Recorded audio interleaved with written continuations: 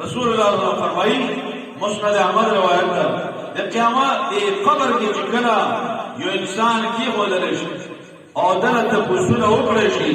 د خوش نصیب وي د مر رب کو جواب وي چې رب الله را دما من نبی کو جواب وي چې نبی محمد صلی الله علیه وسلم نبی میں محمد صلی الله علیه وسلم دې جواب وي چې دین میں اسلام دا کامیاب جواب نبی نو د رب د طرف نه د درې اعلانات کیږي انعامات د درې نقد کول شي اولینې انعام بدل کول شي چې دا د ما په دا د دنیا والا په خړو کې سمره ولا قبر د خاور نو رب العالمین او دا انعام نقد انعام دا ملويږي چې افرشوه من الجنه اماد بندتا جنتی بستر په قبر کې وړو دا د دې لایق ده چې په خړو خاورو د دې لایق نه ده دا د دې لایق ده چې دې بستر به وړو د دنیا والا یو معمولی کپڑا راغسته ده اگر چې دا بالکل صحیح ده کفن ده معمولی جامه ده دا د دې لایق نه ده رب فرمایي البسوه من الجنه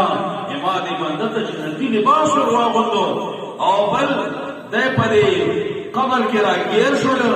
نو دته یو بل انتظام کو وفتح له بابا الى الجنه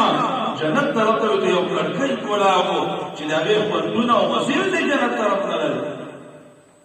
رسوا دې کې حدیث کې دي چې دته ویو سړی راشي څنګه وي حسن الوجه دا مخ په ډېر زیات ښایسته او حسن الثياب جامع ډېر مزیدار او طيب الريح سیاح خوشبویانه ته روانه نو ته چې ځان سره دا ویني دا بدل تاسو کې په دې قبر کې دا اوس ورشوي چې من انت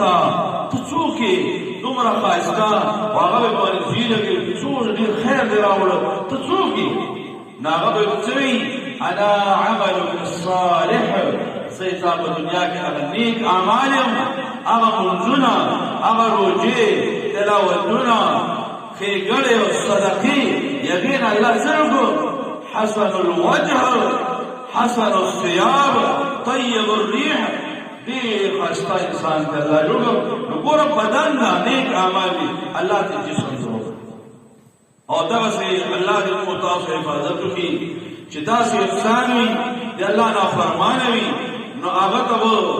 بلکې اسم اعلان کې جوابات فعل پرچه فعل ناغت و بلکہ اسم اعلان کیگی افرشوه من النار دے بدبخت جہنم جو دروازہ دے اور بستر پرکو والبسوه من النار دے اور جامع رواغلو وافتحوا بابا الى النار دے جہنم دے طرف دے کھڑکے میں تکولا نو بیا بده یو بد شکل انسان وای تراشی دے بده تفوزو کی منانتا زغطانه پہنن دے بدرنگا هغه به ته انا عملك الخبيث زيتا بدرن اعمال الله دې دا شکل ورو